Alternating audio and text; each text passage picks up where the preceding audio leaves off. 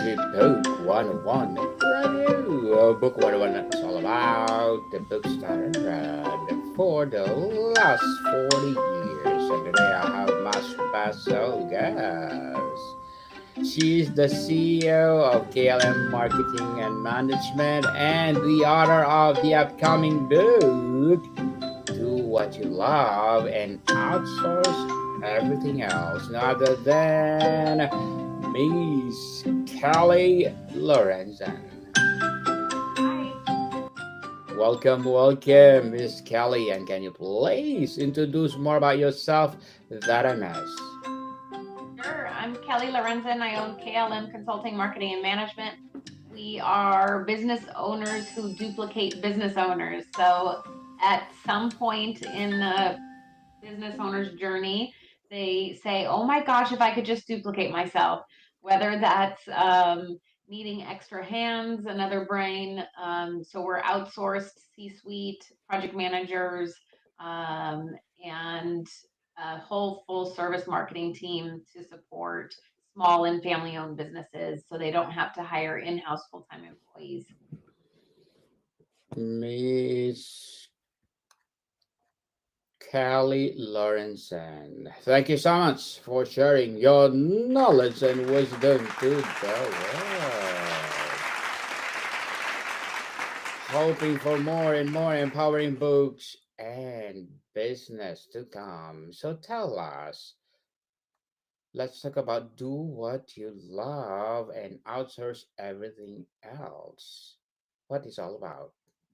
So, along my 20 something years of owning businesses, I've learned a lot of lessons, a lot of hardships, a lot of good and bad, and decided to put that all in a book so that other business owners who are just thinking about starting a business or who have started a business and want to know how to grow it and scale it can follow along 12 chapters and workshops at the end of each chapter to help them grow and scale a business without the burnout that I have had, and a lot of clients I talk to and entrepreneurs I talk to have too much burnout, not enough time, not enough know-how, and so I put all of my knowledge over the last 20 years in the book to hopefully help the next generation of entrepreneurs. Miss Kelly, many entrepreneurs believe burnout is the price of success. What is the pivotal moment of you when you realized that do what you love and outsource everything else was not just a productivity hack, but it's sustainable alternative to this burnout cycle? The burnout is that's what you're right. A lot of entrepreneurs think that that's just part of the deal, but it doesn't have to be. I had to learn it twice before I learned my lesson. And the third time, when it was probably I could have burned out, I had too many lessons before that. So I had a team in place. I had outsourced a lot of stuff and had self-care in place, and so I got breast cancer in 2023, and because I had all of those knowledge and the tools and everything that I put in the book already dialed in, I didn't have to burn out. I didn't have to close the business. We actually grew the business that year, even going through all the breast cancer stuff, because of everything I had put in place. So it's not a necessity to burn out as an entrepreneur. Yes, people, having a business is not mean to say you're having a burnout. It's a process to become successful, people, to have a business. The phrase do what you love can feel abstract. How do you help business owner concretely distinguish between the tasks and genuinely light them up are those that are just familiar or comfortable? Yeah, so I encourage people to make a very long laundry list of all the tasks that they do in a day, in a week, in a month as a business owner. And then next to it, I want them to write if it's something they really love doing, then they can keep those things. if they not, they kind of like doing it, but somebody else could do it better and faster, then that's maybe something that they outsource. And then delegate to your team stuff that you are not that good at, or you just don't have time for, repeatable tasks. And then automation is such a big thing these days with AI. So automate the things that you can do over and over again the same way. There's lots of automation. So what my acronym is CODA: keep, outsource, delegate, automate. So write down those things next to all the tasks that you do in a day, and it makes it a lot easier to figure out what things you want to keep, do what you love, and then, either outsource or delegate to your team for the other Miss Kelly, entrepreneurs often wear all the hats as a badge of honor. How do you help them overcome the identity crisis of letting go of tasks they are always done, even if they don't love them? Yes. So we do feel like, as entrepreneurs, most of us are control freaks or type A personality, and we want to think Yes. that we have to wear all the hats and balance everything, and that's not a necessity. So instead of thinking like, oh, I'm giving away my baby, I'm giving away, all the things, I teach them to chunk it out into three separate words instead of give it away. What are you giving to somebody else that they really love doing? You're giving jobs, you're giving opportunities to other people. The it can be stuff you don't like doing, right? So it doesn't have to mean you have to give away what you love. You can just give away the stuff that you don't care about. And then away, it doesn't have to go somewhere else off into the ether. It can be, within your team. It can be outsourced to somebody like us, who has a big team, to support you. So it doesn't have to go away. Your business isn't going to go away because of it. So that seems to help their brain transfer from give it away to give it away.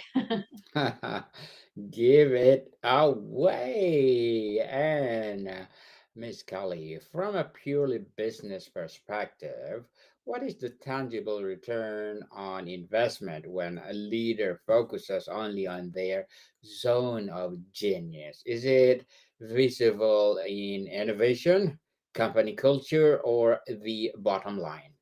All of it. it's All of across it. it's across the board for sure. All of the above. Yes. Yeah. I know, for, just from experience in my in my earlier businesses, I had a lot harder time delegating. In this business, I learned my lesson, like I said before, and we grew by 200% after hiring my first employee. So it's very direct to the bottom line. The faster you outsource and delegate, for sure. Miss Kelly, the practicalities of letting go. What is the single most common first task successful entrepreneurs outsource, and what is the most impactful one they should outsource first, but are often reluctant to?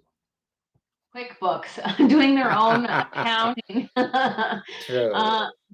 There's people that are smarter than us to do the books, so that should be the first thing that you should get rid of, to get off your plate, and hire an attorney to make sure you're protected, because you're doing all this great work and you don't want anybody else stealing it, your IP, or infringing on what you've built. So make sure you always talk to an attorney, and outsource your bookkeeping. And then the third thing would be marketing.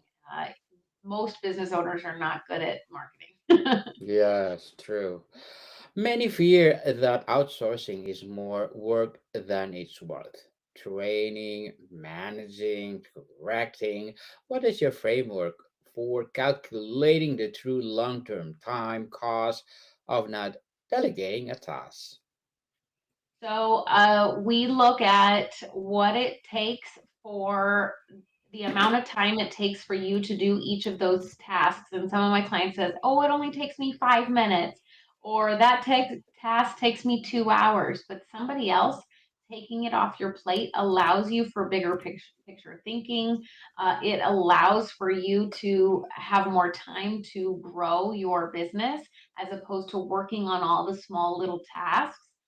And that's why we created KLN, is so that we can be the outsourced team. So you don't have to train, you don't have to manage, you don't have to pay full-time employees to do all those things. We're business owners helping other business owners. We get it. Yes, helping each other makes the world go round. And Miss Kelly, what does the day to day role of a founder actually look like once they have successfully outsourced the majority of their should do tasks? How do they avoid just creating a different kind of managing workload? So if they are good at delegating all of the things, except for what their sweet spot is, then they have more time to create, to be the face of the company, to do the business development, to be on stages, to build new things, to have other revenue streams. There's so much more they can do by getting rid of all the day to day minute tasks, or even the bigger tasks, the bigger projects, to somebody like us. We help hire admins all the time for clients, because a lot of the work can be systematized, put in an SOP, and then somebody else on the team can do it. So they really don't need to be doing all the things, and they can spend the majority, 80% of their time, creating the life that they, want because of that. Identifying what is to outsource, Miss Kelly, beyond a simple task list, how do you guide people to conduct an or energy audit, I should say, of their work week to identify the tasks that are secretly draining their creative fuel? So we look at their calendars, we look at color coding their calendars to see, do they have personal time, do they have self-care time, do they have time with family, do they have time for all that, or is their whole day sucked up by all of these tasks? And if the answer is they're inundated with all of the day to day, they have to continue to look at what those tasks are that can be outsourced. Yes, definitely. And when often hold on to tasks we're good at but don't necessarily love, how they convince someone that being competent at something is not a valid reason to keep it on their plate. Because just from experience, knowing the burnout, Yes. knowing just sharing, I guess, personal experiences, sharing experiences from other owners. We've had owners that were answering their own phones, checking their own emails, doing all the scheduling, all the things. They couldn't go on vacation with their families, and we either outsource some of the stuff to us, get an admin team in place, and then they can, they've gone on vacation with their families, not check their email, not check their phone, and then they're like, "Oh my gosh, you were right. It was worth delegating, because I got to take a vacation and actually be off of work for a little while." Yes. Relax, take a deep breath. Miss Kelly will do the rest. And building and managing your outsourced team. When it better to hire a versatile virtual assistant, and when it is a critical to bring in a specialized expert from the start. The stuff that's repeatable, and the same thing is done the exact same way over and over again, that stuff can be given to a virtual assistant or an in-person assistant. Stuff that's highly specialized, like creating, we create CRMs for people, websites, whole brands, whole service lines, software implementation, automations, stuff that's more specialized. That's the stuff that you would outsource to somebody like us, who has that knowledge base. Um, because it's different all the time, instead of the same thing over and over again that you expect. You can give an SOP video. I encourage people to record videos, and then goes into a training folder so that the assistant can do it the same way you want it done every single Miss Kelly, as a CEO of KLM as well as a debut author, what are your short-term and long-term goals? Short-term goal is get this book launched. No, Yes. November 14th is the launch date, and we'll be excited to share that with as many possible aspiring entrepreneurs and brand new entrepreneurs. I have a very deep underlying why of making sure small businesses have a fighting chance at success. It's been my why for a very long time. I have a family business. We've had lots of family businesses along the way, and I intend to, have some sort of say in making sure small businesses exist for when my kids want to be entrepreneurs, and the next generation. So we have a very big, huge goal of hitting 100,000 small business owners with this book, so that they have the tools and knowledge to be able to succeed it without burning out. Yes. And good luck to your goals, Miss Kelly, and looking forward for more success. And what would be your piece of advice for those people out there who want to be like you? Well, I don't know who wants to be like me, but for newer business owners, hire somebody before you actually really need them. You don't want to burn out before you get a chance to outsource or to hire somebody. So always hire somebody just before you actually need them. You'll find a way to pay them. That's a big one. And then take care of yourself. Get those personal self check. Go to the doctor. Make sure you're keeping up with your own health, because if like putting on the mask before you can put it on anybody else on the airplane, same thing, Yes. right? We got to take care of ourselves. Exercise. People exercise. And thank you for that advice, Miss Kelly. And can you please recommend a book or books that influence your journey? I think a lot of people who don't understand marketing, there's a good book called What is Marketing? By Seth Gogan. And then uh, Find Your Why is another good one. And I'm hopeful that our book, Entrepreneurship 101, basically, is going to help support a lot of those new businesses. Thank you for that recommended book, Miss Kelly. And before we wrap up our discussion for today, I'm inviting you to please do listen to my other podcast, people. My other podcast, because my abstract essay is already in fifth season, abstract poetry in second season, and my book 101 review in fifth season too, comedy 101 in second season, and my food 101 in fifth season as well, geography 101 in fourth season, and Not My Baby podcast, Law 101 and Mental Health 101, Love Letters in third season, and my movie 101 review and music 101 in fourth season, and Science 101 and Sex 101 in its first season. Please listen to them wherever you listen your podcast. So, Miss Kelly, what are the 2 to 3 non-negotiable piece of technology that form the backbone of a smoothly running outsourced business model? For sure, having a CRM, so a customer relationship management software, is a must. Website is a must. It's your online storefront. Those two things, along with some version of AI, is definitely a third. Yes, definitely.